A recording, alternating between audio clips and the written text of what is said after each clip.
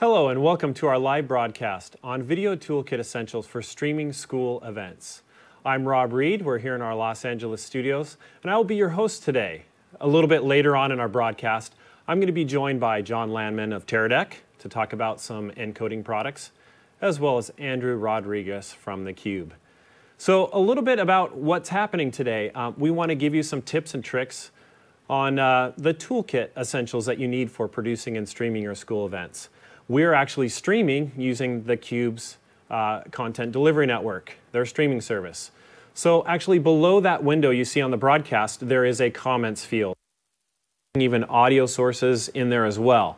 But with the V1 HD, as we're showing here, it's got an audio in. So maybe we might take audio inputs from microphones, let's say wireless microphones, wired microphones, shotgun microphones. If you're in a room, in an auditorium, maybe you want to get audience sound or noise on the actual broadcast. Great way of getting it on there as well. So you need to go to an audio mixer.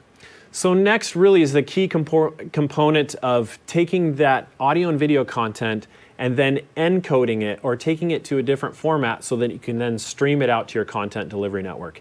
And as I mentioned, John Landman from Teradek will be coming and talking about encoding. And lastly is your streaming service, like theCUBE, like we're using today. So those are some of the key essential video toolkits that you need for producing and streaming school events. So the one thing that I'm going to talk about today, actually a couple of our video switchers, we're going to talk about the V1 HD. The V1 HD is our brand new 4-channel HDMI switcher, perfect for schools. I don't have a camera on the back of this, so I'm going to use my keynote presentation here and show you some of the video inputs on the back. So as you can see, you can plug in the HD cameras or action cameras like GoPro type cameras. You can plug in your PCs, your smartphone, your tablets, even Blu-ray players. So those are some of the inputs that you can use in the HDMI format. We do support 3 different HD resolutions, 1080p, 1080i, and 720p. And all of those resolutions are selectable on the back panel of the V1 HD. Now let's talk about the AV connections on the output. So we have our main output, and then we also have a preview output. And this is the special output on the V1 HD because not only can you use it as your quad view, but you can also use it as your full frame preview, or it's a duplication of your program out. Perfect for doing streaming or recording of your events. So now you have 2 master outputs if you'd like. So now let's talk a little bit about the audio. So it's got analog audio ins as well as analog audio out. So that stereo RCA audio line in, that's where you're going to bring in audio from your audio mixer. And then the audio out can then be sent to the PA system within your facility.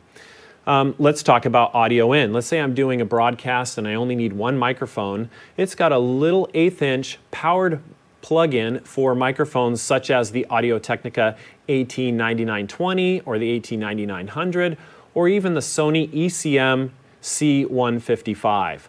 So great way of getting just a simple audio in on there. We also have a headphone out jack as well, so you can monitor your audio before that goes to the broadcast. So there's the audio ins and the audio outs. Really, now let's go show you actually how this product works. I actually have one here on my desk. So here's the top interface. As you can see, I have an A bus and a B bus. And I have my T-bar here. I'm able to just do a nice mix, cross-dissolve between my 2 video sources. Or I can use the transform button, which is kind of my take button. And that does a nice cross-dissolve between the 2 video sources. I can also go in there and do different white patterns. Some people like white patterns. I'm not a big, huge white pattern fan, but we've got lots of white patterns to choose from in there. Some of the other things you can do, for example, I'm going to go to my memory preset 3, and you can store all of your memories. You can actually store up to 8 different memory presets, so you can select whether you're going to do like picture-in-picture, or you're going to do your various different white patterns or mix type effects. So what I'm going to show is I'm going to actually take it to a couple of other video source feeds. I'm going to go to my mix. And so now I'm actually mixing between these 2 video sources here. We have the capability to do what we call a split screen. So all I have to do is tap my Effects A button, and now I have a split screen, and I can use this dial here to actually adjust the framing of my cameras. So you're not having to tell the person that's operating the camera, could you move that to the little left or the little right? You can just use this value dial knob on both the A bus and the B bus to actually center those frames. So really, really nice, easy feature.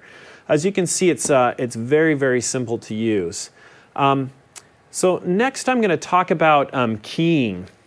So I'm going to go back to some of my sports footage here, and I'm going to go to memory preset 1. I'm going to go back to here. Now what I'm going to do is I'm going to take the video source from my iPad, and I'm going to unplug that and go into my, my computer source. My computer source, this is how you can do titling. And what I did was I actually created some video content, some titles, some lower thirds, using Keynote presentation. So some of you are familiar with Keynote for Mac, but you can also use PowerPoint for Windows and PowerPoint for Mac as well. What I did was I created a full background screen, and that full background screen is on a green background. I'm just going to go back to my video source and see if it shows up here. So you can see I actually have a green background on there. So I'm going to switch back to another piece of video. I'm going to go down here, and then I'm going to use my Effects A button, and I'm going to turn that on. So all I have to do now is mix in that video source, and now I've done a lower third. And I'm going to adjust the dial on here, and it's going to take some of the green out. So you can see that background is being green. So simply to take that title off, I just mix it back, and then I can switch to another example of like using a scoreboard. So I created a scoreboard on a green background. There's lots of scoreboard applications out there, and notice now I'm able to show the scoreboard over my live video feed of the football game. Or for example, another thing would be to bring in a logo or something like that. So I brought in the logo, the Roland logo. You can use your school bug or school mascot, that type of thing, so you can show it. That's your broadcast. So anyway, that's really how easy it is to use the V1 HD. I'm going to show you a really, really cool way of controlling the V1 HD, not only from the front panel, but we have a free iPad app. And the free iPad app, you can download it. I just simply have it connected through a USB cable directly into the back of the V1 HD. So I'm going to go into my iPad app, and I have full control over my video sources switching. So I can switch between my video buses. I'm going to go back to memory preset 1 because I know that that's going to give me my nice cross dissolves between the two, and turn off my effects. And I can do that, or I can do white patterns, or I can do, again, as I mentioned, just do a transform. So that just is a take button between the two. I also have the ability to control my audio effects as well. So I'm going to switch over to the next window, which shows all my audio sources. As I mentioned, we have a 10-channel audio mixer taking an RCA out going into the back of the V1 HD. Well, I happen to have a broadcast headset over here, and if I talk into the broadcast headset, you will notice you can see the audio meters coming up. So now I can go into the audio meters here, and I can select EQ, that type of thing. I can select compressors, reverb, that type of thing, all the way from the iPad app. So it's a great way of controlling the V1 HD from another device. We also have, as I mentioned, a free Mac software that's downloadable and a free PC software that's downloadable as well. So as you can see, there's lots and lots of power built into the V1 HD. I'm just going to bring up my Keynote presentation, and I'm going to switch back to my video source. So I'm going to do a quick switch here, and this is going to go back into my V1 or to my iPad, and then I'm going to bring up the full resolution on my computer again. So the next devices I was talking about, so with this particular scenario, you have an audio mixer and a video mixer. We actually have another product. It's our all-in-one product called the VR50 HD. And the VR50 HD, again, is an audio mixer, a video mixer, and it also supports multiple formats. So I can bring in standard definition resolutions, I can bring in HD, multiple formats, I can even bring in computer resolutions, analog computer. It mixes and matches those formats, so you don't have to worry about keeping in one format. and then it outputs it as one resolution through the HDMI, SDI, or even the USB output. It's got a built-in preview monitor with touch select, so it's kind of like having the iPad interface with the menu options to be able to control that unit. And then the USB output for web streaming or recording. Let's take a look at the back panel. As I mentioned, there's multiple video inputs. So there's 4 SDI, 4 HDMI, 2 composite, and 2 RGB component. So again, mixing and matching video resolutions is really the key of this particular product. So if you're a school that has old analog HD video sources, that type of thing, this is really a key product for that. As I mentioned, it also has a built-in audio mixer. So the audio inputs on the back are 1/4 inch or TRS inputs for the microphone. It also has TRS inputs for external audio sources, as well as RCA audio inputs too. Let's take a look at the outputs. As the outputs, we have 3 HDMI outs, and we have one of them is a multi-view, and then there's a program and an aux out, and then there's 2 SDI outs and 2 RGB/component outs. And lastly, as we mentioned, it has USB 3.0 and USB 2.0. So that's great, again, for recording or going to a content delivery network that might already have a software encoder built into it. So we've talked about a couple of different products. Again, the V1HD is a great entry-level 4-channel video mixer switcher. That one starts at $995, all the way up to our multi-format all-in-one video switcher. That is $74.95. So again, those are some great tools for mixing your audio sources, mixing your video sources, but there's a couple of different missing components that we need, and that's why I'm going to bring in John Landman here in a second to talk about encoding, and then Andrew to talk about your streaming service. So we're going to take a really quick break. I'm going to show a video from Chatswood High School and how they use our products and have fun. So it's about a 2-minute video, and we'll come back and then we'll have John here. So we'll be right back. Enjoy.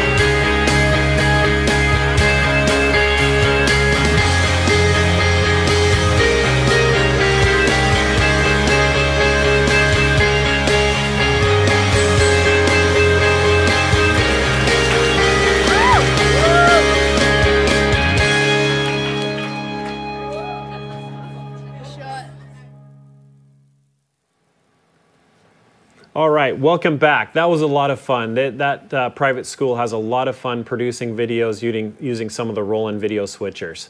All right, I have with me John Landman from Teradek. John, welcome. Thank you. And tell us a little bit about yourself and the company and what you guys offer for school. Sure. Well, Teradek is a company that's been around for about 5 years. We manufacture hardware encoders, which is the reason I'm here today. Yes. Right? These encoders are used in various different industries, all the way from professional